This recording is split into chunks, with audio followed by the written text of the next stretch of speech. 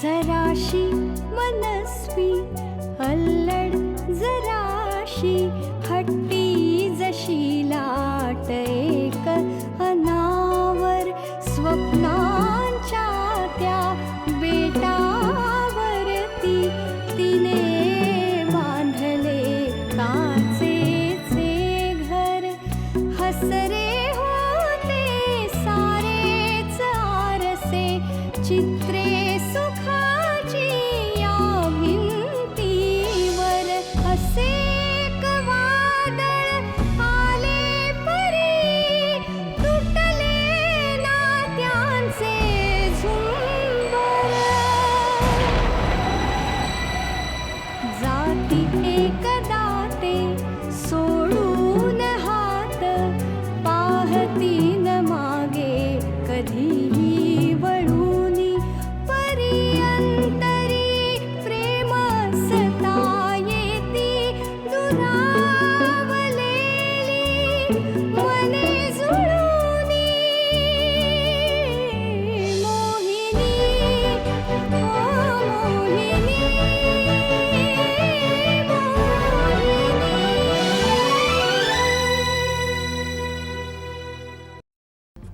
आई मला सांग, ताई आपल्याकडे का येत नाही? कारण ती आली की आपण तिच्या घटस्फोटाचं बर्डन घेतल्याचं वातावरण घरात ठेवतो. तिच्या समोर मोकळेच होत नाही. आपण म्हणजे मी ना? मला अजितचं स्वागत करायचंच नव्हतं, कारण मुळात मला त्याला या घरात थांबूच द्यायचं नव्हतं. पण का? पण का नाही, हा प्रश्न खूप छोटा असला तरी त्याचं उत्तर खूप मोठं आहे. अच्छा अच्छा अच्छा अच्छा, आता आलं लक्षात. म्हणजे ताई घरी येणार आहे त्यामुळे हे सगळं असं झालंय. तर हो, खरंच वंदू बोलली आणि मलाही जाणवलं. ताई किती दुरावत गेली ना आपल्यापासून.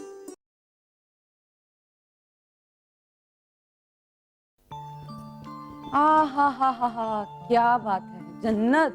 काय कोकम कढी बनवली होती यार आईनी. मी तिला कधीपासून सांगते माहितीये की हॉटेल उघड, हॉटेल उघड, पण नाही, ऐकणार नाही. अहो तर मी इन्व्हेस्ट करते. नो. बरं चल, येते मी. तू बस ना थोडा वेळ. आईनी बोलवलं असेल लगेच घरी, नाही का? ओके, नाही नाही तसं नाही. बरं ठीक आहे. काय ग, ताई कुठे आहे? तुझी ताई आणि अनमोल हे रोहितला घेऊन केस कापायला गेले. विचार कुठे? कुठे? होरायझन मध्ये. रोहितचे केस कापायला होरायझन मध्ये? काय करणार, अनमोलचा हट्ट आणि आयडिया पण. अगं पण किती पैसे होतील? तर मला काय माहिती, ते अनमोल बघून गेल ना. खरं अनमोल खूप चांगला आहे ना. मुळात तो खरा आहे, काही लपवत नाही. फ्लर्ट जरी केलं ना तरी खुल्लेआम. ताईशी पण? नाही, तुझ्या ताईशी तो फ्लर्ट नाही करत. अगं हसू नकोस, मी खरंच खूप सिरियसली बोलते. मी तेच म्हणते, अनमोल मोहिनीशी फ्लर्ट करत नाही. तो आदर करतो तिचा, घाबरतो तिला, त्याचबरोबर काळजीही घेतो ती. अगं म्हणजे असं म्हणणं की अनमोल मोहिनीवर प्रेम करायला लागलाय, आणि हे खूप डेंजरस आहे. हो, पण ते अनमोलच्या दृष्टीने जास्त डेंजरस आहे. कारण साहेब आयुष्यात पहिल्यांदा खऱ्या खुऱ्या प्रेमात पडले. मग आता काय? आता काय,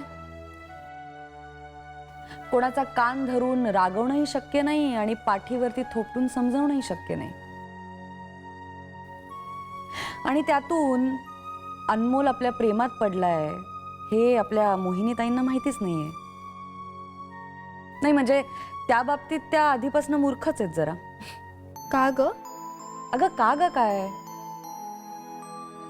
लग्नाआधी जेडीनी तिला पत्र लिहिल्याशिवाय तिला कळलंच नव्हतं की तो आपल्या प्रेमात पडलाय ते. तसंच इथेही आहे. आणि अजितचं काय? ते एक वेगळंच प्रकरण आहे. नाही पण बरं आहे की मनू 2 दिवस का होईना पण तुमच्याकडे यायला तयार झाली. नाही अनेक हालचाली आता सोप्या होतील. मुख्य म्हणजे जेडी आणि अजितवरती लक्ष केंद्रित करता येईल. आणि त्यातूनही महत्वाचं म्हणजे जेडी आणि मोहिनी आता समोरासमोर येऊ शकतील. म्हणजे त्यात सहजता येईल. बरं ताई कधी येते म्हणालीस? आली की घेऊन जा तिला. बरं ताईला यायला जरा उशीर होणार आहे का? कारण मला निघायलाच हवं. नाही तर मी उशिरा गेले तर आईला वाटेल मी ताईला घरी घेऊन येते. मग आईचाच फोन असणार नक्की. हॅलो अजित. हा बोल अजित. काय रे काय झालं आज मला कसा काय फोन केला? हो मोहिनी फोन उचलत नाहीये का? हा हो बरोबर ती घरीच नाहीये ना म्हणून. अरे हो हो त्यात काय झालं? नाही म्हणजे ती घरात नाहीये म्हटल्यानंतर ती कुठे गेलीये हे तू विचारणारच ना. म्हणजे कोणीही विचारेल नाही का म्हणून. पण तुला हरकत नाहीये सांगायला? मोहिनी आणि अनमोल पिक्चरला गेलेत. मोहिनी मोहिनी अरे हो हो त्यात काय झालं? नाही म्हणजे ती घरात नाहीये म्हटल्यानंतर ती कुठे गेलीये हे तू विचारणारच ना. म्हणजे कोणीही विचारेल नाही का म्हणून. पण तुला हरकत नाहीये सांगायला? मोहिनी आणि अनमोल पिक्चरला गेलेत.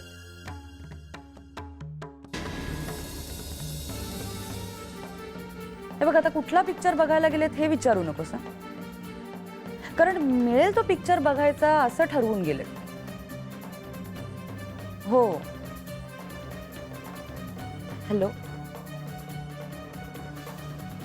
हॅलो अजित आहे.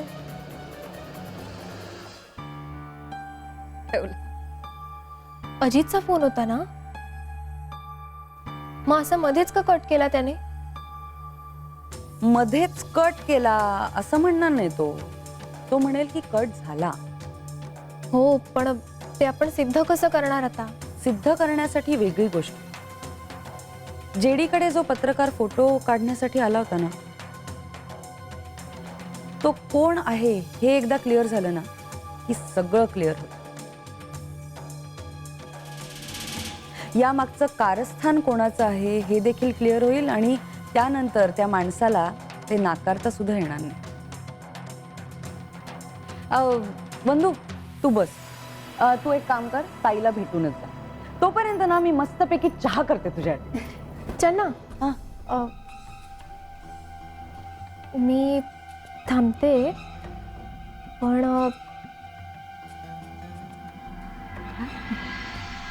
पण प्लीज तू चहा कर नकोस.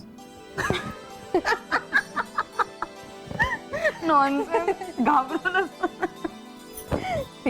आता तू चहा करायचं. हो नाही जरा स्ट्रेन आहे त्यामुळे डॉक्टर. एनिवेज आपण 2 दिवस गॅप घेऊया. अहो मी नाही गाऊ शकत. येऊन जा काय अहो मी काय मैत्रीण आहे का तुमची येऊन जायला? हे बघा मी नाही गाऊ शकत. आपण 2 दिवस गॅप घेऊया. That's it. छन्ना काय ग काय झालं? हल्ली खूप लवकर टेम्पर जातो तुझा. ही जुनी खोड आहे माझी. समोरचा बेअक्कलपणे वागायला लागला ना की सटकते माझी. आता मी सांगते की माझा घसा बसलाय, मी नाही येऊ शकत, तर येऊन जा. दुर्लक्ष करायचं अशा वेळेला. करताय. आणि कधी कधी ना हे दुर्लक्ष करणं महागात पडतं. आपल्या कितीही जवळचा किंवा लांबचा माणूस असू दे, त्याच्या ना बारीक सारीक बदलांवरती आपलं लक्ष हवंच. असं का म्हणतेस तू? अनुभवाने आलेलं शहाणपण आहे. हल्ली ना खूप खूप डोळे मिटून जगतो आपण असं वाटायला लागलंय मला. चन्ना, एक विचारू का? खरं असेल तर मान्य करशील? विचार ना. मी आईकडे जाते म्हणून तर तू अपसेट नाही आहेस ना? हे बघ, फक्त 2 दिवसांचाच प्रश्न आहे. आणि दणाणी मॅडम म्हणाल्या तसं आई काही माझी शत्रू नाहीये ना. ती माझ्या चांगल्यासाठीच सांगत असेल. फार ताणून धरण्यात काही अर्थ नाहीये. अगदी बरोबर. अगदी बरोबर म्हणतेस तर मग मूड ठीक कर ना तुझा. आमची वाली चन्ना हो. अगं मी तुमची वाली चन्ना आहे. रादर तू स्वतःहून आईकडे जायला तयार झालीस ना, यातच आनंद आहे मला.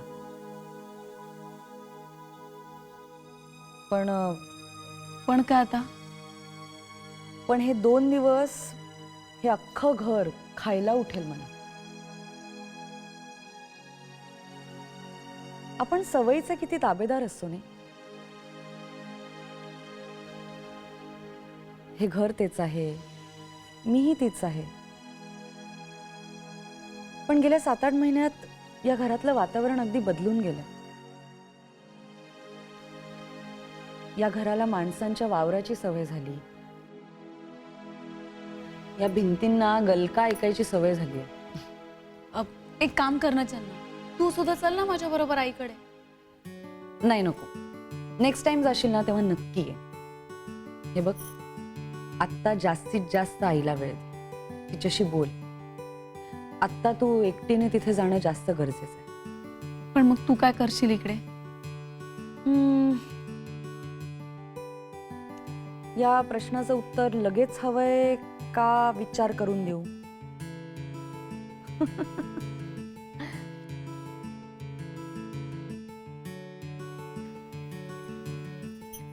मी एक सांगितलं तर ऐकशील? मला माहितीये तुला काय सांगायचंय. हेच ना, आईकडे गेलीस तर तिने जर जयदेवचा विषय काढला तर वैतागू नकोस. शक्य तितकं शांत होऊन ऐकायचा प्रयत्न कर. शांतपणे सगळी उत्तरं दे. नाही, इतकंच नाही. अजित, अभय, मीता हे जर का भेटायला आले तर त्यांना लांबच ठेव. बाकी सगळी नावं उगाच घेतलीस ना तू. खरं तर तुला फक्त अजितचंच नाव घ्यायचं होतं. तुम्ही सगळे त्याच्यावर चिडता, पण तो तिथे माझ्यावर चिडून बसलाय. ओ, हो, खरं सांगते मी. काय कारण काय? काय माहित. त्याचा 2-3 वेळा फोन येऊन गेला, मी उचलला नाही. म्हणजे मला कळलंच नाही त्याचा फोन आला ते. आणि मी जेव्हा फोन केला तेव्हा त्याने उचलला नाही. उचलतच नाही आता माझा फोन. काय झालंय कुणास ठाऊक. मला माहितीये का रागवला. मी त्याला सांगितलं ना, तू अनमोल बरोबर मिळेल तो पिक्चर बघायला गेलीस म्हणून. त्याच्या नाकाला मिरच्या जमल्यास. त्याने लगेच तुझ्या माहेरी फोन करून कारवाई सुद्धा केली. आता त्याचा राग घालवण्यासाठी तुलाच काहीतरी करायला हवं. माझा ऐकशील तर काही करूच नकोस. काय?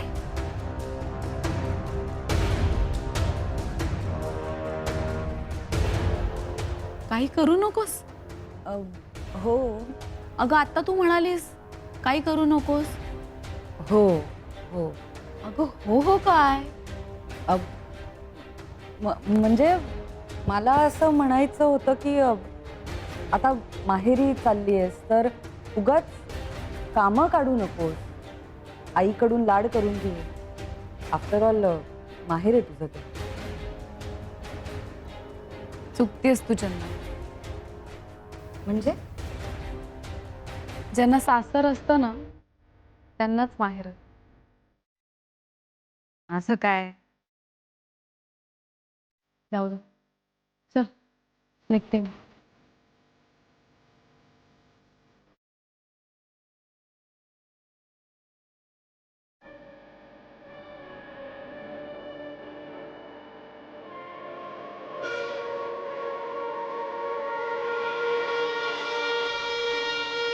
मोहिनी मोहिनी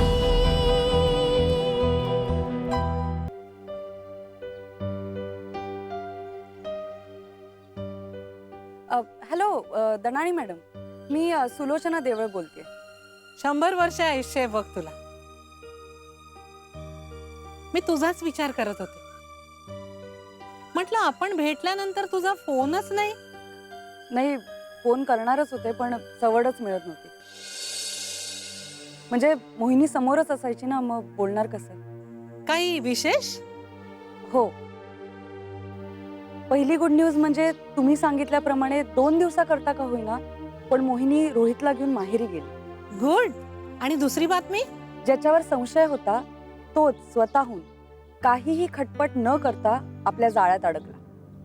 म्हणजे तू अजित सरपोतदारांबद्दल बोलतेस? हो. नाही म्हणजे मला खात्री होतीच, पण तो कसा या बोटाची थुंकी त्या बोटावर करणाऱ्यातला आहे ना, म्हणून त्यामुळेच. पण आता एक सांगून ठेवते तुला, यावेळेस आपण त्याच्याशी जे बोलू ते फुल अँड फायनल. हो हो, माझी तयारी आहे.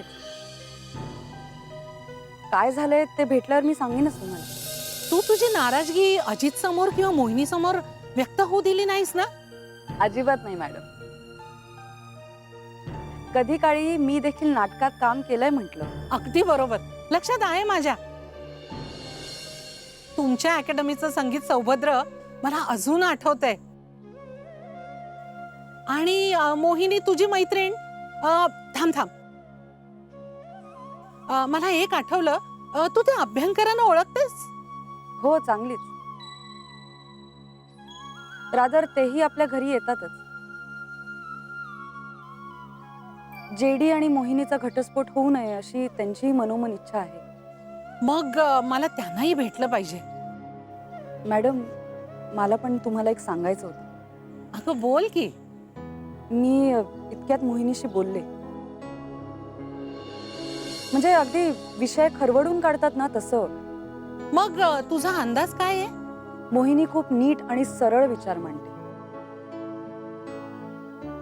तिने अजितच्या नाटकात काम केलं हे जयदेवला आवडलं नाही ह्याची कल्पना आहे तिला.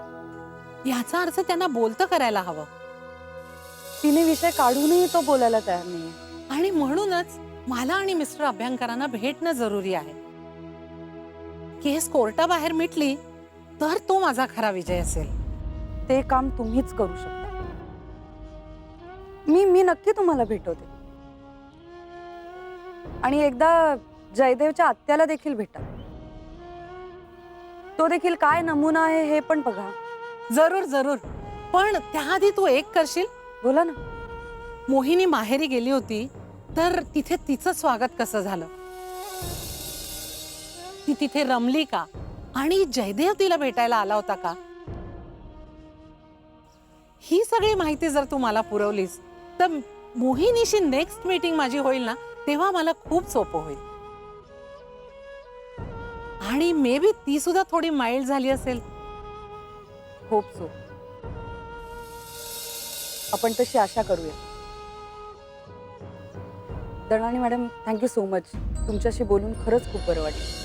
अगं चन्ना, माझ्याशी बोलून रिलॅक्स वाटलं असं काय म्हणतेस? जे काय करायचं ते तूच करतेस. आणि हे बघ, तू फर्म राहिलीस ना म्हणून मोहिनीला बेस मिळाला, नाहीतर ती नाईलाजाने जयदीपकडे गेली असती आणि मग पॅचअप होऊच शकलं नसतं. पण आता तसं नाही होणार. ते म्हणतात ना, they lived happily ever after, तसंच होईल यांच्या बाबतीत. अतिशय सुखात जगतील दोघंही. Thank you so much ma'am. सुखे. बाय. हे सिरियल मध्ये काम करणं काही सोपं नाहीये. आधी काम मिळवण्यासाठी स्ट्रगल आणि नंतर ते टिकून राहण्यासाठी स्ट्रगल. अगं मग हा विचार का करतेस? रोहितला वाढवायचं असेल तर मला काम तर करायलाच हवं ना. आणि शिकवणे किंवा शिलाई काम वगैरे हे मला जमणार नाही. अगं पण हे सगळं करायची गरज काय? मी स्वतःच्या पायावर उभी राहिल्याशिवाय रोहितची कस्टडी. कस्टडी? हो, हे विसरून चालणार नाही ना आई. आज ना उद्या रोहितच्या कस्टडीचा प्रश्न उभा राहणारच आहे.